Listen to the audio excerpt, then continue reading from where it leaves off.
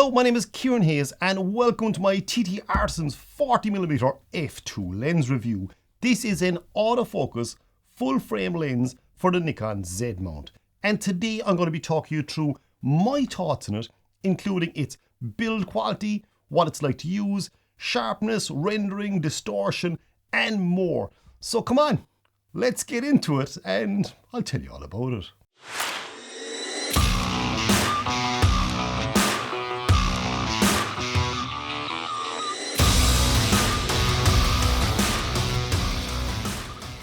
First off, I have to say TTArtisans did send this lens out to me for this review, but they had no insight into this review, nor did they see this review before I posted it.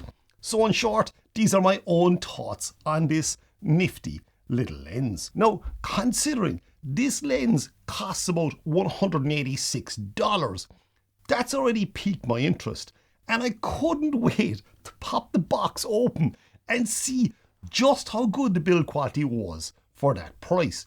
Now, obviously I wasn't expecting that much considering the price, and that was my first mistake. You see, on opening the box, you discover this all metal lens, which also has a metal lens mount too as well on the bottom of it.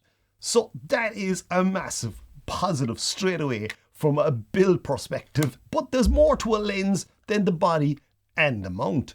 And this is when I realised the actual lens hood itself is metal also. Now, in saying that, the piece that actually attaches onto the lens itself is plastic. But still, that is a really nice lens hood. Looking at the rear lens cap now, this is also a USB dock. I don't know if you can see that there now or not if I turn that around. So that is incredibly handy for upgrading the firmware on the lens. Now, I much prefer having a USB dock or a lens cap dock than having a USB port on the lens, because it's just one thing less to give trouble with your lens. Delving deeper into the build quality now, and looking at the aperture ring and the focus ring. The focus ring is really smooth and it feels incredibly well built. Honestly, at this price point, you shouldn't expect something this good. So focus ring, absolutely brilliant. Love that to bits. The aperture ring then feels very solid, has very nice clicks to as well and whatnot as you transition it from A, which is the auto mode. So if I spin this around for you here now. So lined up here now with the white mark underneath, you should be able to see a red A. The red A stands for auto, which basically means once it's in that red A, your camera's aperture control can now control the aperture of the lens. If I turn this ring, I can set it myself manually. While that's great and all, the one thing I would absolutely love to have seen here is a lock on the aperture ring. For the simple reason being is if you accidentally knock it off, that red A, if you're adjusting focus or popping your camera in out of your camera bag, you might accidentally hit that and go to F16 or something. Then what's going to happen is you're going to switch on your camera and you're going to try adjusting your aperture to suddenly find you can't adjust your aperture. So if there was a lock on that to leave it in auto, that would be absolutely brilliant. Now, again, it's not a serious problem. The one time it did happen to me, I thought, what's going on here now? It took me about 2 seconds to figure out, and I said, oh, the aperture ring is obviously after slipping off auto.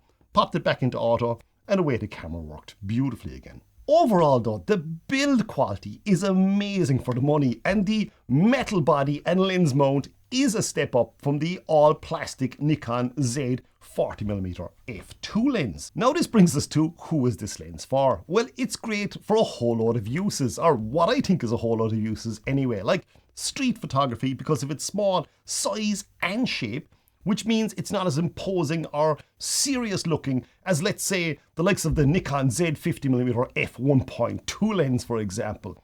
That's like a wall of glass peering over in your direction. So for discretion, this is a great size. It's also great for full-length portraits. With a maximum aperture of f2, it's still capable of blurring out your backgrounds beautifully. It could also be amazing for travel photography too as well, of course, because of the shape, size and weight, make it a great lens to grab and go with. Of course, there are plenty of other uses for this lens, but these are the ones that just jump out at me straight away. Now, before we get to some of those technical test chart images and test results for sharpness and vignetting and distortion and all that sort of rubbish, let's first have a look at some real world photographs I took with this lens over the last couple of weeks I've been using it. Now, none of these photographs are really beautiful photographs. The general purpose behind each and every single one of these images to give you an idea of how this lens renders backgrounds, specifically when you're using a shallower depth of field like I have in a good few of these photographs here now. And then also I included this one, which is shot at f11, to give you an idea of the sharpness you can achieve front to back with this lens. Okay, as you can see, it's capable of delivering some nice backgrounds with nice enough transitions, and it's also sharp. But let's have a look at the more critical test chart images now to see how it does there. So this is my test chart image here now, and this was shot at f2.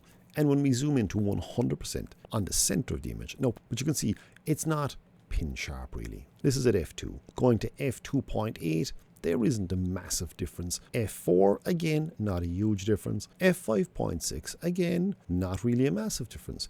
But when we jump up to f8, you'll notice an increase in sharpness, and at f11 we also have some great center sharpness. Now the point to remember here is we are zoomed in at 100%, and this is pixel peeping at its finest. I would think this lens is going to be sharp enough for a lot of people. But what do you think? Now looking at corner sharpness, and let's zoom into the bottom right hand corner here at 100% again. So this is our corner sharpness now at f2, and as you can see, the corners are soft. There's absolutely no denying it, the corners are very soft here now. But generally speaking, shooting any lens wide open is going to yield soft corners anyway. Stopping down to f2.8 then makes little to no difference. But funny enough, when you look at it first, you think this is actually softer, but it's not softer. It's because of the fact when you stop the lens down, you get slightly less vignetting in the corners, which is something I'm going to talk about later on. But as regards sharpness, there is very little difference between f2 and f2.8 for corner sharpness. Stopping down to f4 now does start to yield slightly sharper corners. At f5.6 you see the corners are getting sharper again, and at f8 the corners are very good, bar the extreme corner. But it's at f11 you see those corners are now very sharp. So if you're looking for maximum corner sharpness, you need to be shooting around f11. As I mentioned vignetting earlier, let's have a look at that now. And this is shot at f2. And you can see there is quite a bit of vignetting. But as you stop the lens down to f2.8, you can see the vignetting is nearly gone. And at f4, it's better again. And at f5.6, it's gone completely. So looking at distortion now, and as you can see straight away there is some barrel distortion in this lens, but the good point here is it's consistent, so it should be easy enough to correct this in post-processing, and presumably you'll be able to enable profile correction soon for this lens, and that will correct any form of distortion. So now we're going to look at focus speed and focus accuracy. So what I'm going to do is I'm going to pick a point in the background, and as you can see, going between the point and the background back onto Groot here now, it is quite positive when it goes back onto Groot, whereas when I go back onto the background, which is a fairly complex background, the odd time it does hunt. But the focus speed is actually quite fast. You'll see here now again, as I pop back along here now again, there is a tiny bit of hunting. But again, that is a felt pad with a light on it, which is going to be a small bit difficult to focus on. I would see this as being very acceptable. But again, I'll ask the question, what do you think? Looking at focus breathing now, and as I focus on the background here now, and when it does hesitate or kind of hunt slightly, you can see there is a bit of focus breathing. When I go back onto Groot here now again, there is very little focus breathing. But when we go back onto desktop again, and then back to Groot here again, you can see it's quite good. But those times it does hunt for focus, you can clearly see there is a bit of focus breathing in the shot. So here we're going to see how the lens actually renders background, or the bokeh it delivers. So I have my camera here on auto ISO, so please do forgive it if there's a bit too much noise at times. But as you can see, the aperture is going from f2 all the way up to f8. So you can see how the backgrounds are going to be rendered on this lens at different apertures. This brings us to review conclusion time for this TTArtisan's 40mm f2 lens. Firstly, I have to say, it is a really nice feel to it, and it reminds me a lot of my older Nikon DSLR lenses. You feel like this lens is built to last. Then you have its great price. You have its super compact size, making it amazing for travel and street photography use. So there are the pros to this lens. But what are the cons? Well, it's not super sharp, and the Nikon Z 50mm lenses, as well as the 35mm lenses, are sharper. But they're also a lot more expensive. I think that the Nikon Z 40mm f2 lens is sharper, but in fairness, I haven't used that lens a lot, and I never reviewed it properly. I only got to play with it a few hours or two one day. So for me to say it's better or worse would be me just going by my gut feeling here. So I'm not going to give you a definite answer one way or the other. Now, this lens is soft in the corners until you stop down to f5.6 to f8. But then again, as a portrait lens, corners more than likely aren't a big thing for most of us. In short, if you're looking for a great priced, compact, fairly lightweight, well-built lens, this lens is a great option. Just bear in mind, it's not going to be the sharpest Z mount lens, but it does have some nice character to it, which is every bit as important in my eyes. So thank you so very much for watching again, and see you out there, or see you in the next video.